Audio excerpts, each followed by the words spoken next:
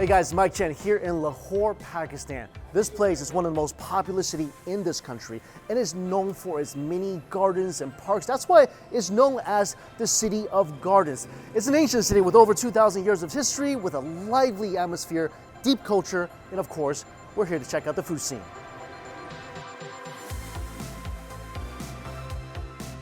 I'm here with my guy, Naveed.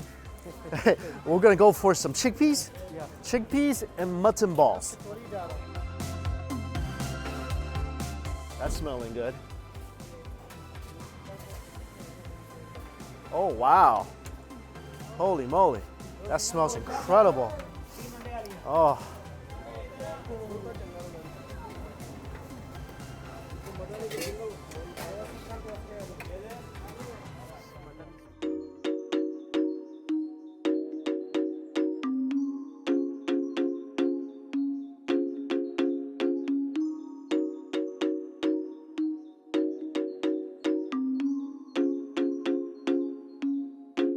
We're starting out at a place called Haji Ghulam Rasool, and this place has been in operation for over 30 years, and they cook up one of the best chickpeas mutton meatballs in the whole city. And this place, people love coming here. They told me this is one of the cleanest places to go to, one of the most delicious traditional breakfast foods you can get. And this is what I got. I got the chickpeas and the mutton meatballs. I got the mutton and chickpeas, and then of course some naan to eat it with, and to lap up every single drop of that delicious broth. I'm getting a little ahead of myself, but I got some dessert already. Some gulab jamun, just two, because any more will just completely knock me out for the day. And this is very typical of like most breakfast you get here in Pakistan. You got your bread, you got either curries or some sort of very saucy dish to dip your bread in. And trust me, for breakfast, it's hard to get more satisfying and fulfilling and better smelling than this. And look at that. Oh, there's so much fat inside the chickpeas, and this is all that mutton fat. You can see a layer of the film forming on top of this dish.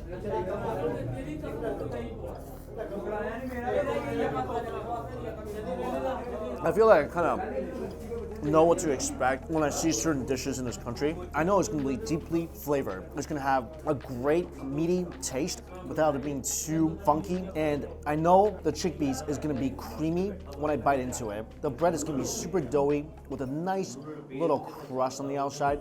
And I know it's gonna have some spice. It's almost impossible to come to this country and have traditional food or traditional street food or any sort of traditional dishes without it being spicy. And I think that's the part of it I embrace the most, I love the most about this place.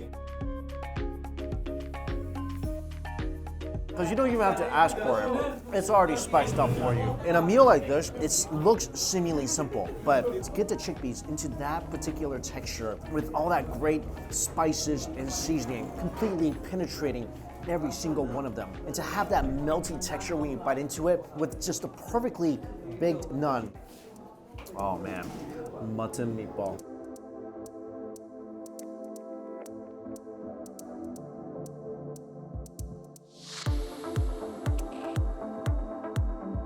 That man with the beard, I think I'm gonna start calling him Gandalf from now on, purely because to make a meatball like this requires really high level wizardry. It's got such a nice chew to it. Secondly, no funkiness. Those of you who don't like mutton or lamb because you can't stand that smell, that little funkiness that comes with the meat, this has zero of that. Completely annihilated by the spices. We got some nummy peppers in here, coriander, chilies, like it's spicy, nummy, so amazingly flavorful. And as you're chewing it, the flavor releases, the spices release. That's like what this country is so known for and is so good at, burying those spices inside the food items. And it just has that different levels. It's like battling a boss in a dungeon video game. You know how every single level you get new enemies, new treasures? This is kind of like eating this meatball. Every single time you chew, every single time you open and close your mouth, you chomp your teeth onto this magical meatball. New flavor and fragrance releases onto your taste buds.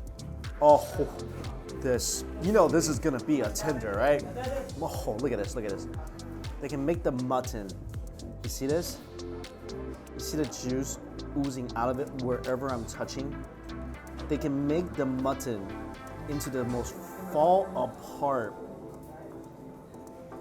mouth-watering piece of meat. It's like somebody just kissed me softly on the lips. Incredibly tender. So juicy. Oh, look at that. Oh, I think calling this falling off the bone would be insulting it. No, I can use this as a fork now. This is mutton innovation.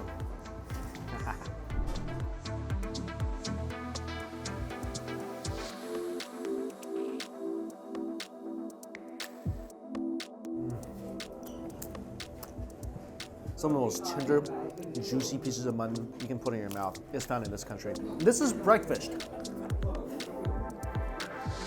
They do not kid around in this country. I mean, most people don't eat spicy for breakfast. Most people are not gonna eat a mutton shank. But here, these people, I like how they think. In this thing, there's a cart across the street selling these delicious dessert items. Again, this is what I love, like so many little shops everywhere. It's kind of working together. And trust me, after eating this, you'll want some of this. All right, I'm not gonna say I've had many gulab jamuns in my day. This is the best one I had so far. Usually it's just sweet.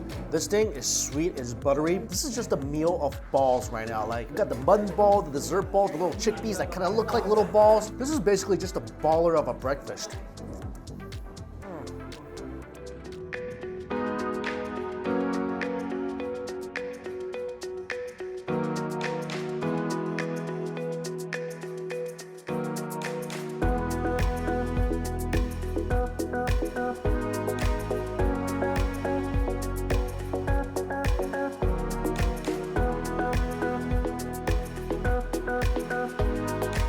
We're heading to the old Anarkali market, and it's a Sunday right now, so everybody's out and about. We got vendors everywhere selling nuts, dried fruits, vegetables. We got a famous juice bar apparently. And this market, it looks like anything you want, like jackets, pants, clothing, utensils, kitchenware. But we're here for a particular dessert.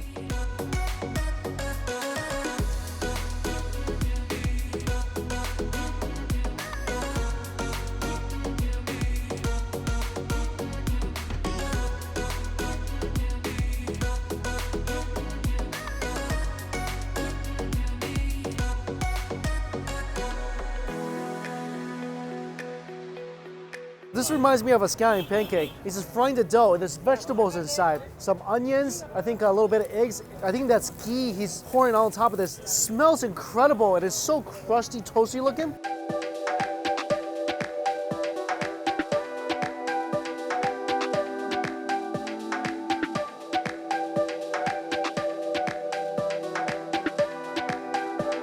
All right, this is the Pirata. Like I said, outside it looks just like a scallion pancake. Oh, look at this. Multiple choice questions. You can eat, satisfy your hunger and your knowledge at the same time. Oh, this is piping hot. Super crispy. Potatoes, chilies.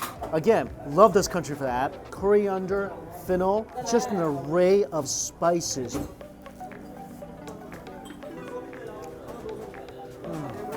This is amazing. I don't think I could ever eat a scallion pancake ever again and not think about, dare I say it, much superior cousin. Oh my God. If all vegetarian dishes could taste like this, I might have to step down to the other side. But just the most melty of potatoes. The array of spices turned this into like a little flat, fragrant hot pocket. The potatoes are mushy. The spices just completely renders you speechless. You can't believe something that looks so simple can taste this good. Perfectly cooked, nice, beautiful char patterns on the outside. One of my favorite things in this country is now this. You can eat this as a meal, as is, and feel very, very, very good about it. And they have a little dipping sauce, a little yogurt and mint. Adds a bit of refreshing flavor to this pancake. But honestly, it doesn't need it. Just eat it like this on its own and chase it with a cup of tea. Oh my gosh, perfect with this. Savory, spicy, salty, buttery, warm, milky, and sweet. Wow. No idea what's going on? But that drum beat, basically how my taste buds feel right now.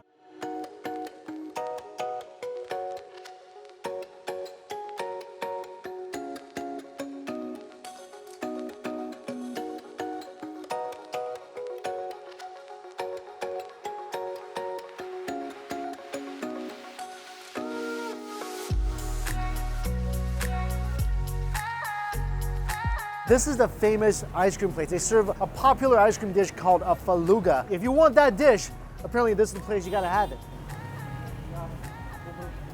This faluga kind of looks like the ice cream I had in Karachi. Interesting, look at this. They have noodles in here. Little bits of ice, little bits of sesame. It tastes kind of like the kulfi ice cream I had in Karachi, but a little nuttier. Little bits of basil seeds in here too. I feel like it's slightly lighter than the kulfi ice cream I had in Karachi, but overall, flavor is pretty balanced. It's not as sweet. I like the texture of the basil seeds. It gives it a little crunch. It's kind of neat in this thing. This place has been open for over 55 years, and this is one of the most popular places for this item here in the city. If you can't take a lot of spicy food, your tongue's on fire, just like run over here, order this, and you're good to go.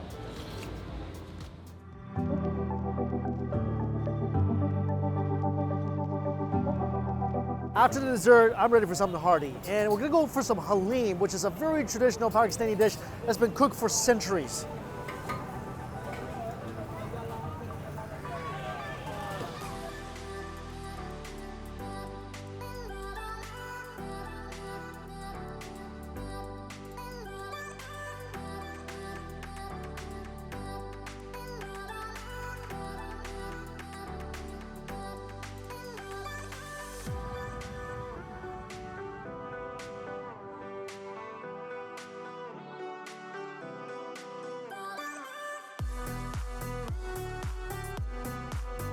My friend, this is really good. Also, am I at the Pakistani Starbucks? This is Halim, and it's made with a mixture of wheat and minced meat and spices and lentils, and it's stewed for hours, usually around 7 to 8 hours, until it gets this like paste-like consistency, almost like a glue-like consistency. And this is not getting naan. This naan has a special type of oil on there. Not getting oil, that's what makes it so different. And to eat this, of course, dunk the naan in.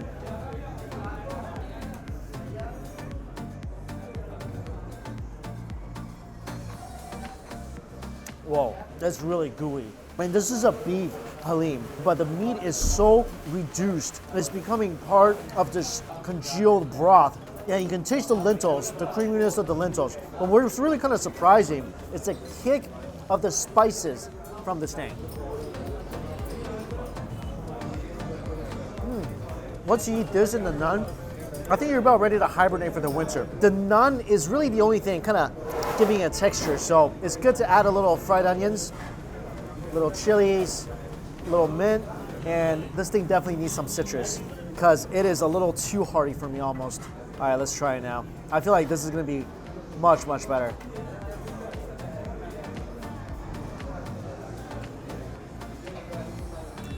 Now, that's much better. Before, it's a lot of spices that you're tasting, and the texture is really just, it's like biting into a ghost. There's really not a lot of texture to speak of. So this thing is really about the flavor of the ingredients and the spices mixed into the Halim. And with the added citrus and a little bit of onions and herbs, the beefy flavor of this dish resonates so much more than it had before. And we can kick it up a notch with some extra spice too.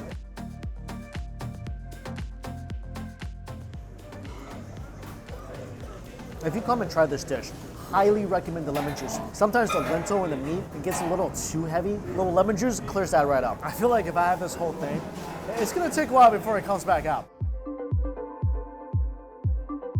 All right, we had a lot of street food last few days. We're gonna go to a sit-down place and try another classic recipe of Mutton Korma.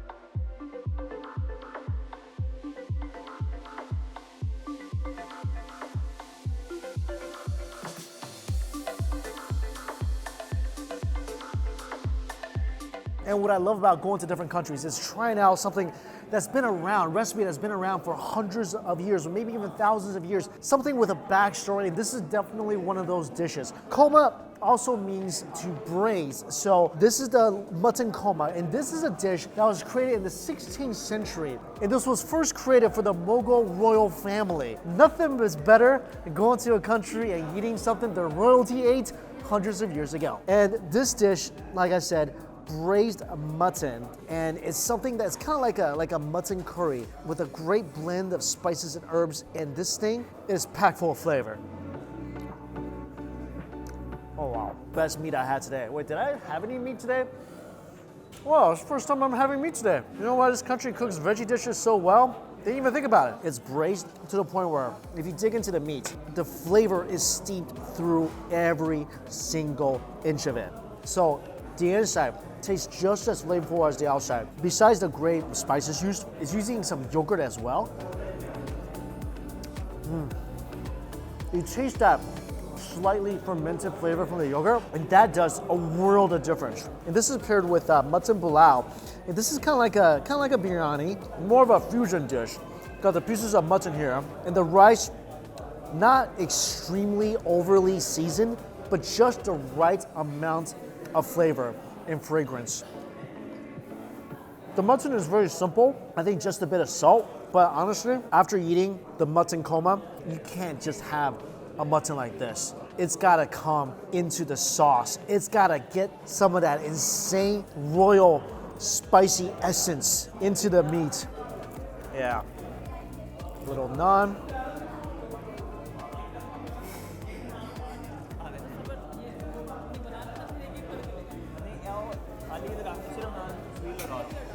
Oh, this is the greatest curry I've had in Pakistan. Every single thing about this, I absolutely love. I mean, it's a bit oily, just deal with it, it's fine. So we got the bread for, soak it up. If they're really getting to you, drink a sip of Sprite. The flavor is just unbeatable. And braising the yogurt with the mutton, the flavor is now so deep, so incredible. It's got that extra bit of hint of sourness. Like I said, that little bit of fermented flavor. I mean, some people hear the word fermented, they think, ew, it's gross, it's fermented. No. Trust me. You got that, you know what I'm talking about? That little yogurt sourness? That's added now to the mutton, along with the great seasoning that's already braised into the meat. All right, breaking news update. It looked like mushrooms. How many of you guys, if you just saw this, you would be like, that's mushrooms. I did not know what this was. They brought it over to me. And right before I was about to eat it, they were like, hey, it's not mushrooms. It's testicles. That is a big difference between testicles and mushrooms. But that's basically where the similarity ends. All right. Not a dish I was trying to try on purpose, but when food is in front of you, you gotta at least give it a shot.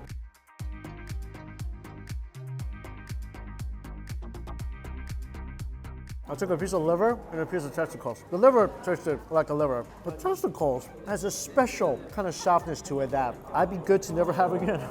It's not bad. You can't really taste it and be like, yeah, that's a testicle I'm eating. Even if I didn't know it was testicles, I'd be like, something's a little off with this mushroom right here. I had to get some Fanta to wash the rest of that testicle down. But yeah, so in conclusion, korma, one of the best dishes I've had anywhere in terms of curry. Amazing. So how this testicle ended up on my table was at this restaurant we're in. They just keep bringing you dishes, and you have to say no to a certain dish, otherwise they put it on your table.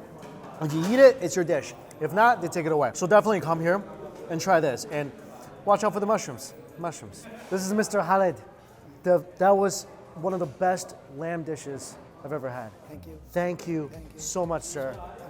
If this was hundreds of years ago, you would be the head chef at the royal kitchen. You would. Thank you, my friend.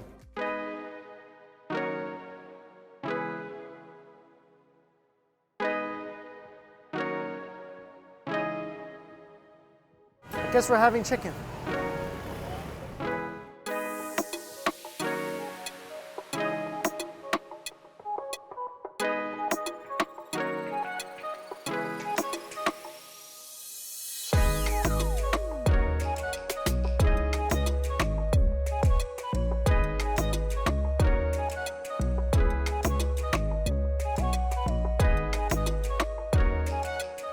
This just delightful looking dish in front of me. It's called chicken karahi. It is a hallmark dish here in Pakistan. Everything about it just screams tasty. It's sitting on an iron skillet. It's stir fried with all the sauces and the oils and the herbs and the spices. You got chilies in here. You got black pepper. You got long green chilies and coriander seeds, ginger, basil. And this is perfect for dipping because look how saucy this is. So you gotta eat it with some naan. And the chicken here at this restaurant, I waited about an hour for this dish. The reason is because the chicken is, as you can see, it's pretty fresh.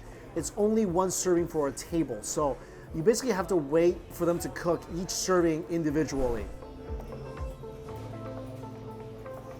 Oh my God. First of all, the flavor of the chicken is incredibly unique. The meat is extremely bouncy with a hint of sweet flavor. It doesn't taste like, I don't know, your typical meat from a grocery store. It has this incredible clean flavor to it.